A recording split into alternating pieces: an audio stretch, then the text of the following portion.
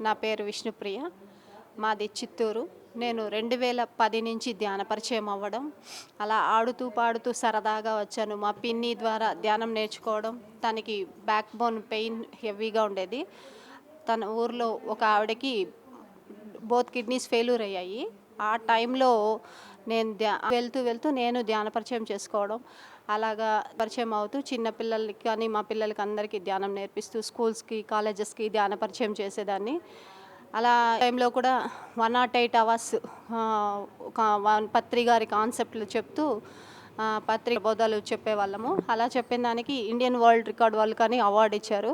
అలా చాలా అనుభవాలు. ఈ ప్రతి సెకండు ధ్యానంకొచ్చాక అద్భుతాలంటే అద్భుతాలు. ప్రతిరోజు ఒక అద్భుతం జరిగేది. అలా ఇంటింటి ధ్యానం చేస్తూ ఉంటే మా వీధిలో వాటర్ రాకపోయినా మున్సిపల్ ట్యాప్‌కి మోటార్లు వేసి లాగేవాళ్ళు. కానీ నేను ఇంటి ధ్యాన ప్రచారం చేస్తే హ్యాపీగా మా సంపు నిండిపోయి సెకండ్ ఫ్లోర్‌లో కూడా ట్యాంక్ ఓవర్‌ఫ్లో అయ్యేది. అలా ఎన్నో అద్భుతాలు. మా అబ్బాయి స్కూల్‌లో గవర్నమెంట్‌కేసాము. ప్రైవేట్ స్కూల్ నుంచి కొంచెం ఫైనాన్షియల్ ప్రాబ్లమ్ అయింది. 2013లో ధ్యానంకి వచ్చిన తర్వాత. అప్పుడు డిస్ట్రిక్ట్‌లో ఫస్ట్ ఒక్కరినే సెలెక్ట్ చేశారు. దాంట్లో మా అబ్బాయిని సెలెక్ట్ చేశారు. నెహ్రూ పుట్టినరోజు సందర్భంగా ఢిల్లీకి తీసుకెళ్తామన్నారు. కానీ వాళ్ళ టీచర్స్ నాకు ఫోన్ చేసి అడిగారు. "ఏంటి మేడంని పంపుతారా?" అంటే, "అరే! పిల్లలు ఎప్పుడు పేరెంట్స్ లేకుండా ఉండరండి. ఎలా కుదురుతుంది? పక్కన ఉంది ఢిల్లీ." "కాదండి" అంటే, "లేదు లేదు మీ అబ్బాయి గురించి మీకేం తెలుసండి? కొత్త కదా స్కూల్‌కి. కోవిడ్ టైంలో ఎప్పుడు రన్ అయ్యేది కాదు. ఎప్పుడు చూడు బంద్ అలా ఉండేది. ఆ టైంలో అక్కడ వాళ్ళు అనౌన్స్ చేశారు. మరి ఢిల్లీకి 15 రోజులు ఏసీ ఆహ్, ట్రైను, అలాగే అక్కడ అకామిడేషన్ ఏసీ, అక్కడ మినిస్టర్ దగ్గర అంతా ప్రైజులు తీసుకోవడం. తర్వాత ఇక్కడికొచ్చి మా కలెక్టర్ దగ్గర, మా చిత్తూరు మినిస్టర్ల దగ్గర అంతా ప్రైజులు తీసుకోవడం. అదొక మిరాకిల్ అనమాట. ఆ వెళ్ళిన రోజు కూడా 2011 సంవత్సరం 11వ తేదీ అన్నీ 11 వచ్చాయి. నిజంగా అద్భుతం. అంటే ఆ రోజు మరచిపోలేని స్వీట్ మెమరీస్ అలాంటివి. పేపర్‌లో వాడికి ప్రైజెస్ అన్నీ రావడం మా జీవితంలో మరపులేని రోజులనమాట అవన్నీ. అలా ఎన్ని అద్భుతాలు. అసలు మేము లెవెల్‌కి వెళ్ళిపోయాం ఫైనాన్షియల్‌గా 2013లో. కొంచెం సెక్షన్ చేయడం, పిరమిడ్ స్టార్ట్ చేయాలనుకున్నాను. అన్నీ పెండింగ్ పడింది. కానీ అక్కడి నుంచి మళ్ళీ ఇప్పుడు హీరో లెవెల్‌కి ఒక్క రూపాయి అప్పు లేకుండా జీవిస్తూ ఉన్నాను. నిజంగా ఏ తల్లిదండ్రులు, ఏ అన్నదమ్ములు ఎవ్వరూ మనకు సపోర్ట్ చేయరు. మనలో అద్భుతమైన శక్తి ఉంది అని నాకు ధ్యానం ద్వారా ఎంతో అద్భుతంగా నేను మార్పు చెందాను. అసలు ధ్యానంకు మించింది ఇంకా అల్టిమేట్ ఈ జీవితంలో భూమిపైన ఏది లేదు. అంత అద్భుతమైనది ధ్యానం. అలాగే మా వారికి వారికోస్ వెయిన్స్ ఉండేది కాల్లో. సర్జరీ చేయాలి. కానీ అది రిపీట్ అవుతుంది అన్నారు డాక్టర్స్ ధ్యానంకి రాకముందు. అసలు అందరూ చెప్తూ ఉంటారు కదా అనుభవాలు ఏమున్నాయని. మేము సెల్ఫ్ చెక్ చేసుకున్నప్పుడు మా వారికి ఆ వెరికోస్ వెయిన్స్ వల్ల కాళ్ళన్నీ డైలీ వాపులొచ్చేసి నిద్ర పట్టేది కాదు. అలాంటిది హెడేక్ అన్నీ ఉండేది. ఎప్పుడైతే తెచ్చామో కుటుంబ సమేతంగా అందరూ హ్యాపీగా సక్సెస్ అవ్వడము. అసలు ఇంతవరకు మళ్ళా సర్జరీ జోలికే వెళ్ళలేదు. 15 ఏళ్ళు అవుతోంది ధ్యానంలోకొచ్చి. అసలు ఆ వారికోస్ పెయిన్స్ కానీ, ఆ సింప్టమ్స్ కానీ ఏమీ లేవనమాట తనకు కూడా. అలా నాకు కానీ 2 సర్జరీస్ జరిగాయి. అంటే పిల్లలు డెలివరీ అప్పుడు సర్జరీతోనే పిల్లలు డెలివరీ అయ్యారు.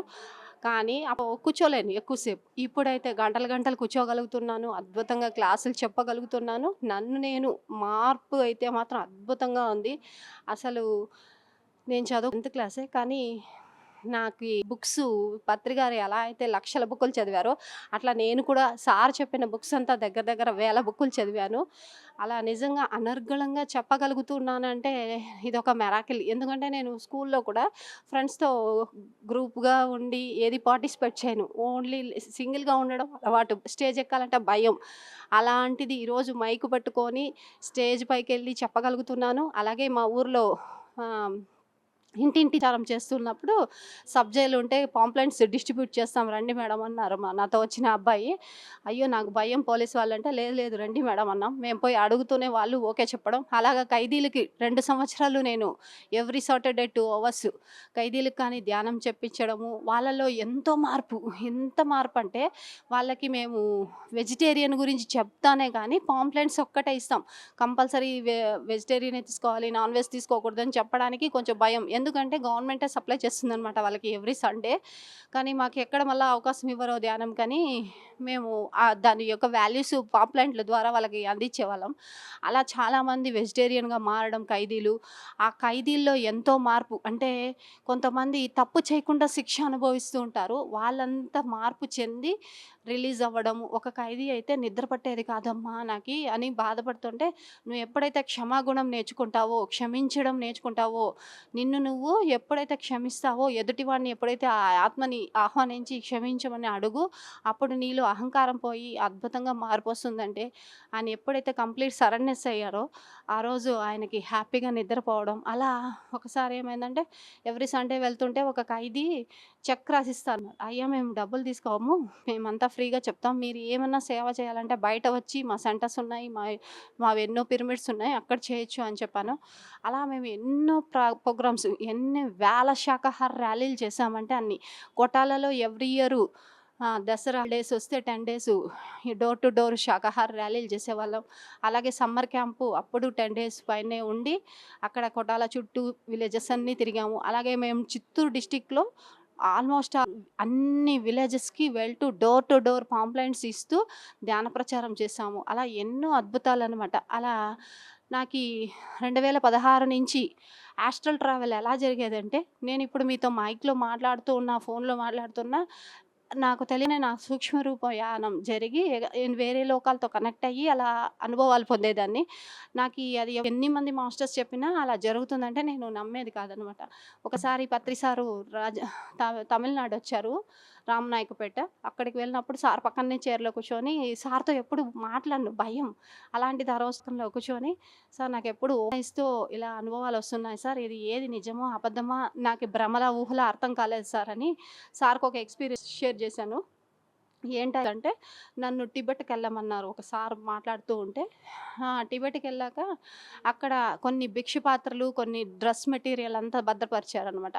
అవన్నీ ఐడెంటిఫై చేయమన్నారు. ఐడెంటిఫై చేశాక చాలామంది, వేల మంది ధ్యాన స్థితిలో ఉంటే దాంట్లో నీ శిష్యులు ఎవరో ఐడెంటిఫై చేయమన్నారు. చేశాక వాళ్ళని లేపమన్నారు. లేపి ఉన్నత లోకాలకి తీసుకెళ్తాను, కాంతి లోకాలకి వస్తావా అని అడిగారు. అప్పుడు వాళ్ళు లేదు అంటే, సరే ఓకే అలాగే వదిలేసి రండి బ్యాక్ అన్నారు. అలా వస్తే మారుమూల కొండ గుహలున్న ప్రాంతానికి తీసుకెళ్లారు మళ్ళీ. ఒక గుహలో ఒక లామా ధ్యాన స్థితిలో ఉన్నారు. వాళ్ళు నాతో ఇద్దరు మాస్టర్స్ వచ్చారు. వాళ్ళు కొన్ని ప్రాసెస్ చెప్పి వాళ్ళని అక్కడి నుంచి లేపి ఉన్నత లోకాలకు తీసుకెళ్ళిపోయి కాంతి లోకాల్లో విడిచిపెట్టొచ్చాను. అలాగే రెండో గుహలకెళ్ళాను. అక్కడ వాళ్ళు ఇద్దరు లామాలున్నారు. వాళ్ళకని అదే ప్రాసెస్ చేయించి ఉన్నత లోకాలకు తీసుకుపోయి వదిలిపెట్టాను. మూడో గుహలో సేమ్ అదేలాగా. అప్పుడు దలై లామా దగ్గరికెళ్ళి నమస్కారం చేయమన్నారు. మనలాగా నమస్కారమో, గుడ్ మార్నింగ్ కాదు. వాళ్ళకి మోకాళ్ళ పైన కూర్చొని డిఫరెంట్‌గా ఉంది వాళ్ళ నమస్కారం చెప్పడం. అలా చెప్పి, ఓకేనా మాస్టర్ నేను వచ్చిన వర్క్ ఓకేనా? లేదు ఫిజికల్‌గా వచ్చి చేయాలంటే డన్ అన్నారు.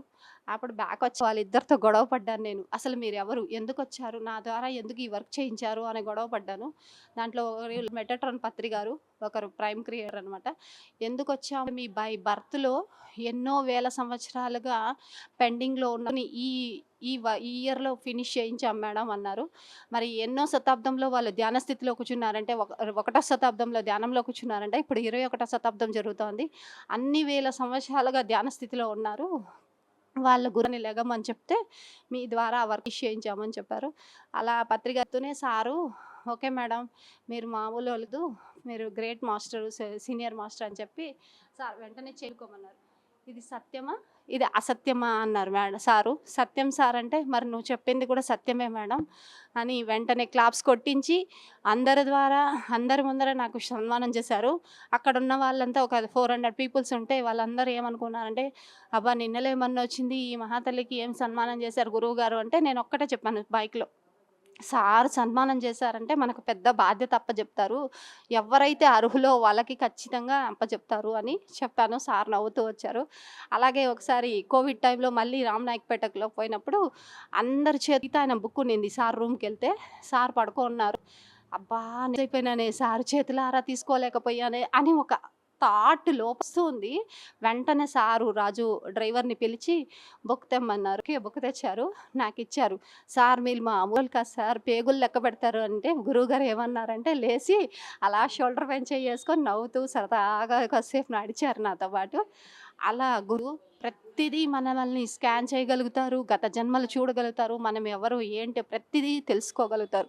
మరి గురువులతో సజ్జన సంగతి అంటే ఆషామాషి కాదు. మరి అలాగే పత్రి గారు కొట్టాలా వచ్చినా, మరి వచ్చిన సార్‌తో పాటు సార్‌కి వంటలు చేసేటప్పుడు హెల్ప్ చేసేదాన్ని నేను కూడా. అలా ఎంతో అద్భుతంగా ఉండేది. ఒకసారి ఏమైందంటే ప్రతి పిరమిడ్‌కి ఓపెనింగ్‌కి మా డిస్ట్రిక్ట్‌లో ఇచ్చిన గురువుగారు వెళ్ళేవాళ్ళం. మా సరౌండింగ్ తమిళనాడు, కర్ణాటక, ఆంధ్ర ఎక్కడ మా దగ్గరకి వస్తే సార్ వచ్చారంటే ఇంక అద్భుతం పండగే అనమాట. అలా వెళ్ళేవాళ్ళం. అలా వెళ్తే ఒక పిరమిడ్ ఓపెనింగ్‌కి తమిళనాడు వెళ్లారు. అక్కడ ఆ మేడం ముందుగానే ఫోన్ చేసి రమ్మని చెప్పారు. "మేడం మీరు వంటలు చేస్తూ ఉంటారు కదా! సార్‌కి హెల్పింగ్‌గా మీరిక్కడ సార్‌కి ఏం కావాలో అవి ఇష్టమైనవి చేసి పెట్టండి" అన్నారు. అలా చేస్తూ ఉంటే వాళ్ళ పిఏ గారు ఆయన శివప్ప వచ్చారు. "ఏంటి పొద్దునే చేసాం మళ్ళీ ఇక్కడ అదే చేసారా?" అది ఇది అని ఊగలబెట్టారు. నేను ఒక్కటే చెప్పా మేడం, "సార్ ఈరోజు మనం చేసింది తినరు. చూస్తా ఉండండి మీ చేతులారా చేసి తినిపించుకుంటారు ఆయన" అన్నాను. నిజంగా రానే వచ్చారు గురువుగారు వాళ్ళ ఇంటికి. హ్యాపీగా "మేడం ఏం చేశారు?" అన్నారు. అన్నీ చెప్పారు మేడం ఏమేం చేశామని. కానీ పిండింది దోస వేసినా, ఇడ్లీ కావాలంటే సార్ ఆమె చేతులారా దోస పోయించుకొని తిన్నారు. అంటే చూడండి మన ఆలోచనలు ఆ ఫుడ్ పైన పడుతుందని, ఆ ఫుడ్డు ఇద్దరు కొంచెం డిస్టర్బ్ అయిన శివప్పతో నేను క్లాష్ అయ్యి ఆ ఫుడ్ కూడా తీసుకోలేదు గురువుగారు. అంటే అలా ఉంటుంది. ప్రతి సూక్ష్మంగా పట్టుకుంటారు గురువుగారు. మనకి వాళ్ళని అర్థం చేసుకోవాలంటే, వాళ్ళ లోతుల్లోకెళ్ళాలంటే, మనం కూడా ధ్యాన స్థితిని పెంచుకొని, ఆ స్థితికెళ్తే గానీ అర్థం కాదనమాట. అలా ఎన్ని అనుభవాలు, కోకొల్ల అనుభవాలున్నాయి. నాకు ఈ అవకాశం ఇచ్చిన పీఎంసీకి, మరి శాకాహార జగత్‌కి, పిరమిడ్ జగత్‌కి శతకోటి వందనాలు తెలుపుకుంటూ పీఎంసీకి థ్యాంక్ యూ. Thank you.